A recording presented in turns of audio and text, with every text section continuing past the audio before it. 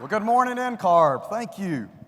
I'm excited. I am truly excited, honored to be here before you today. This has been an unbelievable 2 days. I have seen, probably like no other meeting I've ever attended before, an excitement in the air, an energy, and I think we're just excited to be together finally, somewhere, someplace. Now, I'll share with you that this is actually the first time in 15 months that I've been together with a group of any size whatsoever. I've been working remotely for the last 15 months, and it's been a year like no other year that we could have ever imagined. We've all adjusted, right? We've had to make adjustments in our personal life, our work lives, and everything that we do. And I've actually had to adjust my workspace.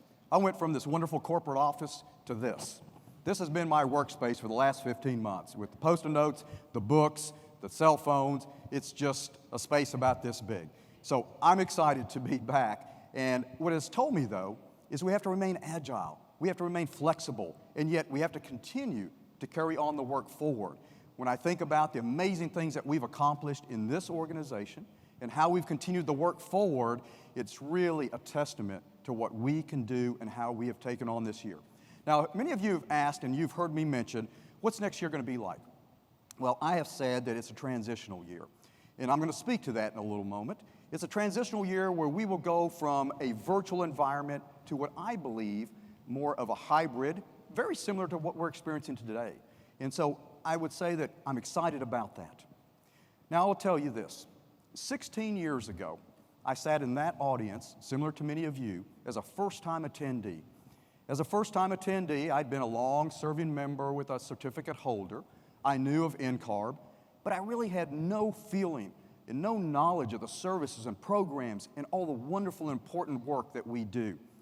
Well, I would never have imagined, if you'd have asked me 16 years ago, Alfred, do you expect to one day be at the highest position of this organization? I would have laughed.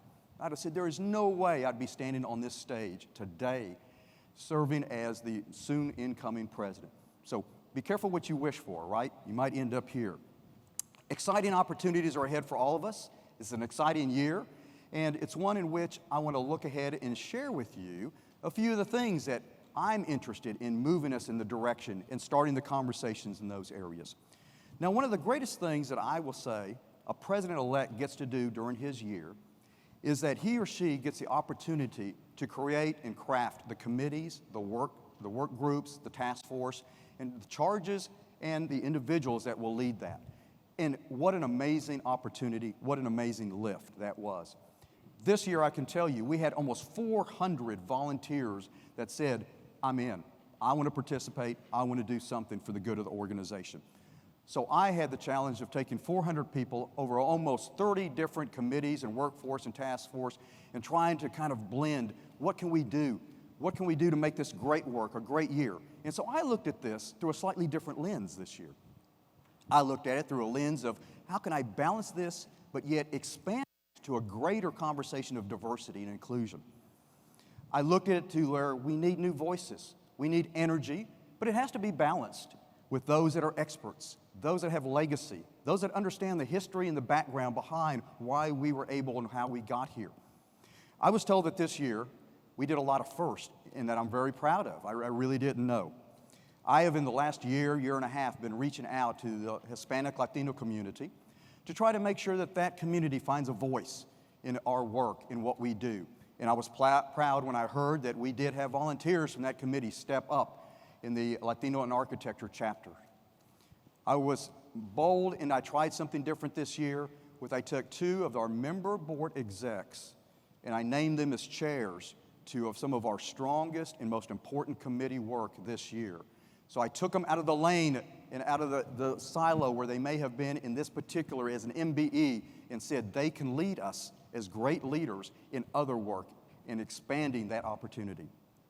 And then another one that I'm really excited about is for the first time ever, we engaged and we brought forward to our committee involvement a professor from the Community College Network to be a part of our conversations, which they've never had a voice before in one of our committees.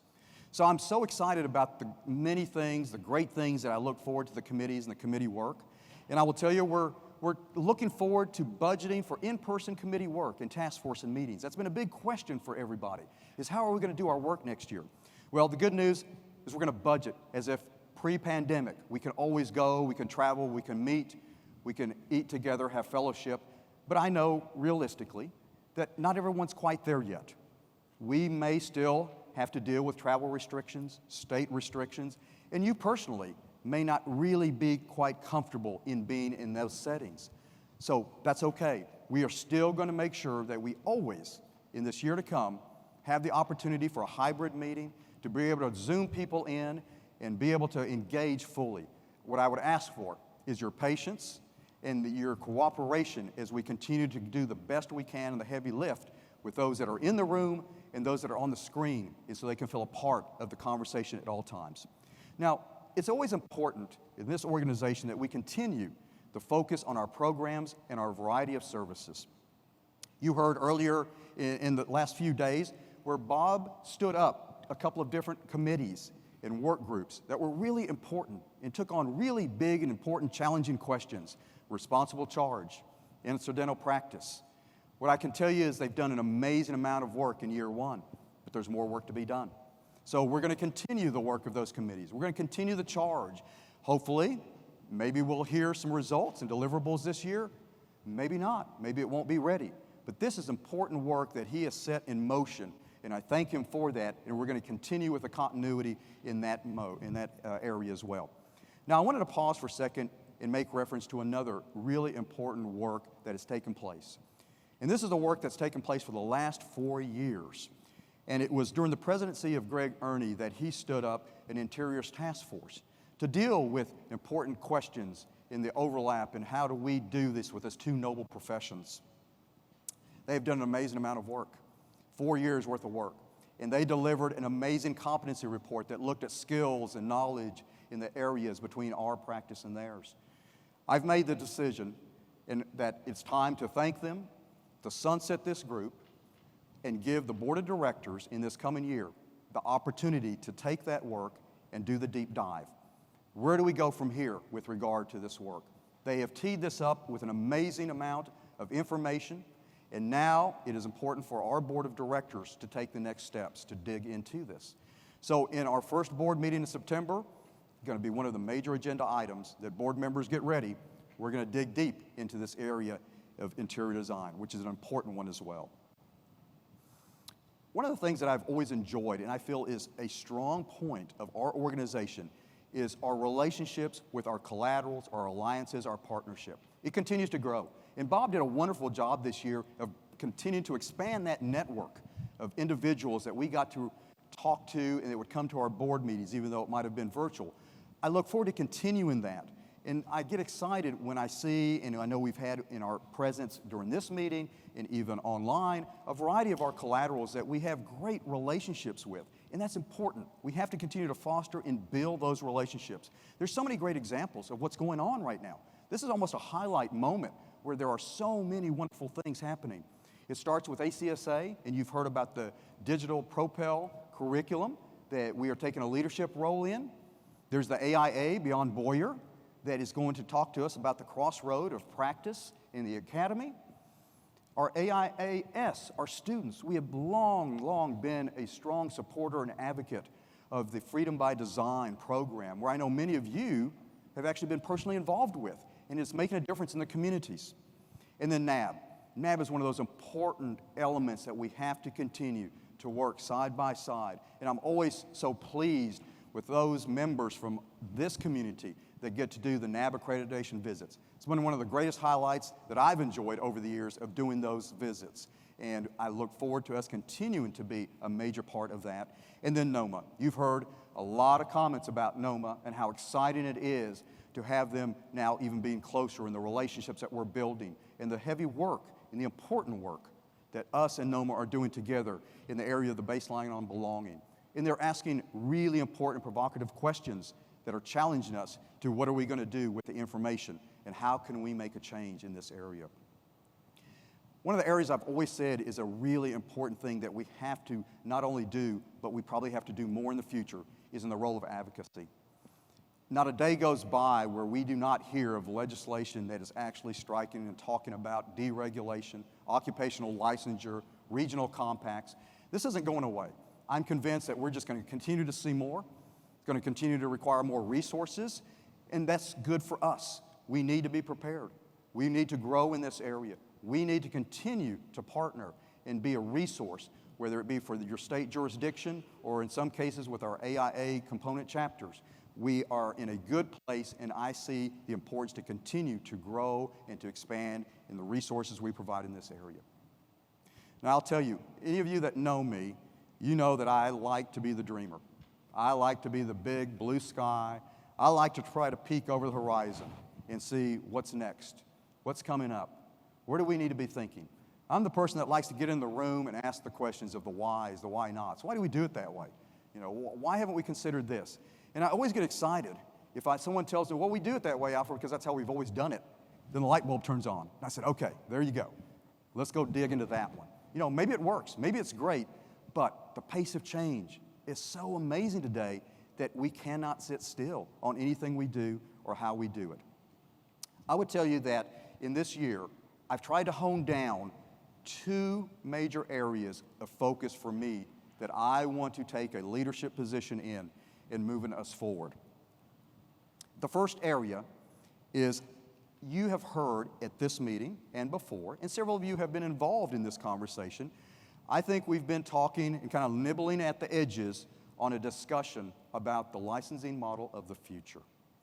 I think it's time that we put a stake in the ground, we really get serious, we have an engaging conversation, and we really ask the harder questions of, okay, what does that mean to us? And it is huge. It is not easy. I draw your attention to this interesting graphic, which I call the bow tie graphic, which works well, right? The bow tie. And from what this is representing is that it starts out that we all start the path and enter into this from many different positions. Our journeys are all different. And then we get to this nexus, this knot that says maybe that's the exam piece of this, I don't know. And then it kind of has an output. But learning, competency, all of these big issues that are so important to us, is our picture of the future going to look like the bow tie? I think not. I would challenge that if all of you in the room today were given this assignment, before you could leave those doors, you have to create a model of licensure of how we would do it today, given the different paths, the different directions, given the different interest in specialization and where we are and the pace of change, probably wouldn't look like the bow tie we see today in many ways. So what I'm proposing is this. It is time for us to put our heads together, do the deep work, start the hard conversations about what is the model of that licensing model of the future. We are in a global world, global practice. We do it a certain way in the United States and in your jurisdiction. And I'm not saying that that's wrong. I'm just saying that there are other ways around us. There are other models around us that we need to make sure that we're referencing and understanding. And why is it important right now? Several areas. The analysis of practice, our phase 2, is going to layer information that is critical to be able to inform us in those conversations. The Beyond Boyer report is going to bring forward that crossroad of the academy in our practice as well. How do we measure competency? What does that look like in the future? And then where do we go from, how do we test of the future? You've heard Jared and others say that ARE 5.0 is kind of at that midpoint. So what's the next iteration? We're there, we're thinking, and that's an important part of this. For the last several years, we've had a Futures Collaborative that's done amazing work, and I enjoy that group so much because they're the broad thinkers, they're the wild thinkers, they're the what-ifs, and that is going to be an important part of the conversation that we need to now all start to be informed and better understand of where that takes us. Now, these 2 other areas, these are the areas you may moan and groan a little bit, and I understand you may boo me off the stage at the last minute here. Specialization. We have talked about specialization within meetings like this for a number of years. What I'm simply saying is you cannot leave it aside. We have to understand where are we in this conversation. What is our lane? What can we do? What is appropriate for us as a regulatory organization? And then the last one, titling. I know, titling. I know and understand, each of you immediately. You come from a state jurisdiction where it is very clear. The law of the land says if you want to call yourself an architect, this is what is required. All I'm saying is things are changing. It is a broad, different community where there are different journeys. There are different licensing models out there. And even some of our colleagues take the titling in a different perspective at different points of the path in the journey. is a time that we have an open and honest conversation about that area and issue of titling.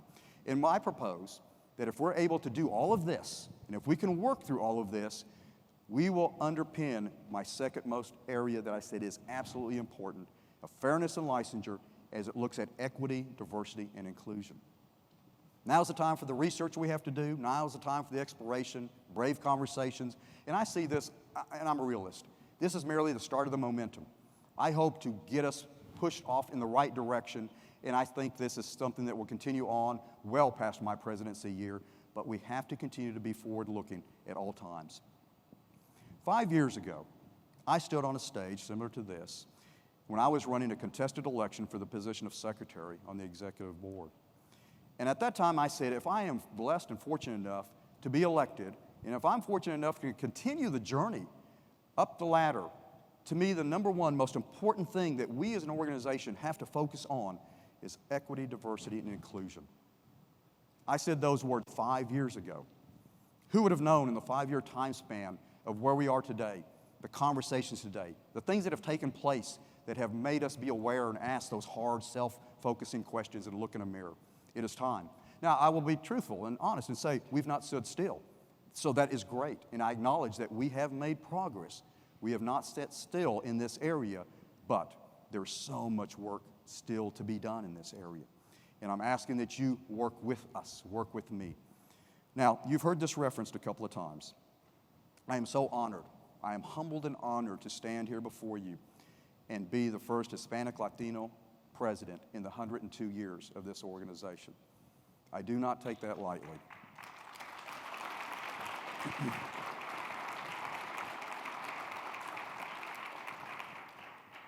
I didn't expect that. But I know with great responsibility, I look forward to the day where we no longer have to call out or celebrate the first or the second or the third. I look forward to the day that we celebrate that new person and that vision, the leadership, the dynamics, the forward thinking of that individual, and that is what we celebrate, not whether they're the first, second, or third.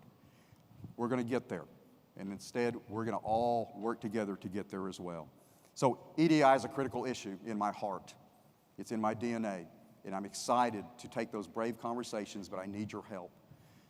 I know as soon as I probably wrap up and quit talking so much, we're going to get to a point eventually to talk about resolutions. And I know there is a resolution that came out of Diversity Collaborative that starts to take us into some of that conversation. We'll see kind of where we end up. But I also know in the resolutions there's some unfinished business that we must not forget and we must continue to take up, and we will in our movement forward. So let me give you the plan with regard to this. Always good to have a plan, right? So my plan with regard to equity, diversity, and inclusion is this, and this is just the highlights of what I'm excited about and how we're going to launch into this area. We are currently in the process of onboarding a new diversity consultant and a board governance consultant. 2 independent subject matter experts in the area of diversity and nonprofit board governance. These are critically important to the conversations that we need to have of this organization and how do we move it forward, always balancing a diversity need and interest, but also with a board governance of how do we carry the water and move forward. Within the next 60 days, we will hold a series of town hall listening sessions across the country. I invite each and every one of you, I need each and every one of you to be a part of that listening session. Now, the way we're going to do this, to try to get the greatest amount of impact and conversation in this, is we will try to set up over, whether it's a week or 2 weeks, a series of time slots where you can call in and be a part of that. And we're going to cap them. I want these to be small groups. It's not as effective to have a town hall meeting with 300 people and say, okay, talk freely. We all know how that works, right? No one wants to talk. So instead, we're going to have smaller groups, and I ask for your respect. I ask for that to be a safe place where we can have these conversations. We need, with the consultants in tow in every one of these, the Diversity Collaborative supporting this work as well, we need to hear the conversation and have those bold conversations across the board so that we are very inclusive. And I know we'll never all agree on what is right, what's wrong, what we should do, but it is the beauty and the gift of feedback that we have to honor and we always have to respect. Those consultants will be a part of the work that we do throughout the year in all the different areas, and we'll even come to some of the committee work, and I've challenged the committees in this area as well. We're going to come back and consider the recommendations to the board of what are they hearing, what are the gaps, what are the opportunities, what is the North Star that we can look at in this area. We're going to take these consultants and provide training, board training. So starting in September, first board meeting, we're going to start in with our diversity training and board governance conversations as well. So this is going to be an ongoing aspect as we move and become more comfortable in these conversations and more knowledgeable as well. And my hope and goal is we set aspirational goals, that we can think big, we create the North Star for not only our collaborative committee, but all of our committees and our board and our leadership and us as a community as well. And then, as if that's not enough, in our spare time, the strategic plan. I'm not proposing that this is the time or the place to do a deep dive and recreate a strategic plan, but what I am proposing is I don't know if you realize that heavy lift and the work that we did and we all gave our comments is silent in the area of equity, diversity, and inclusion as a strategic plan for an organization. We have to revisit that somehow, some way to find our new voice with regard to our North Star. So, I'm so excited. I'm really thrilled and excited to be here, looking forward to the year to come. You can always tell how excited I am because I talk faster and move my arms even more. So I mean, it's just going to be a wonderful, wonderful year. And I'm the eternal optimist. I truly am. I look at everything as glass half full. We can do this. We're going to do this. The amazing organization that this is, the forward thinking, and we've evolved. I mentioned 16 years ago when I sat in that audience, we are a totally, totally different organization than we were 16 years ago. We are transparent now. We are agile. We're self-critical, which is one of the great beauties that we're willing to hold a mirror to ourselves. And that is an amazing thing that you should not take for granted, because it'd be very easy to look the other way and ignore what the data, ignore what the information is telling us. So I am so grateful and blessed to be a part of this forward-thinking organization. When I think about the heavy lift ahead of us, I leave you with these thoughts. Anytime I see a challenge, an opportunity, I'm reminded of, and you heard in my video, of Daniel Burnham. And all of you know the story of Daniel Burnham, 1893, Chicago World Fair. All the odds were against him. The world stage was in Chicago, and there was every reason, because whether it be political mistrust, no time, no money, no consensus, no way this is going to happen within the time that this is set to happen. Instead, he actually took the opposite position, not distracted, and he wanted to instead seize the opportunity. Yeah, it's a great challenge, it's a great lift. We're going to do this. And that is what coined eventually the phrase of the make no small plans, because small plans do not have the ability to stir men's hearts. And it's with that spirit and with those thoughts that I look at this year ahead of us and I say, this is a great year. It's a great year for opportunities. It's a great year to take the heavy lift, take the great challenge, and we take on the big issues, think big, have courageous conversations, dream big. That's who we are. That's what we do so well as we prepare to step into our second century service. And I ask that all of you help, support, because I need it, and be with me every step of the way as we look forward. So with that, I leave you and I thank you.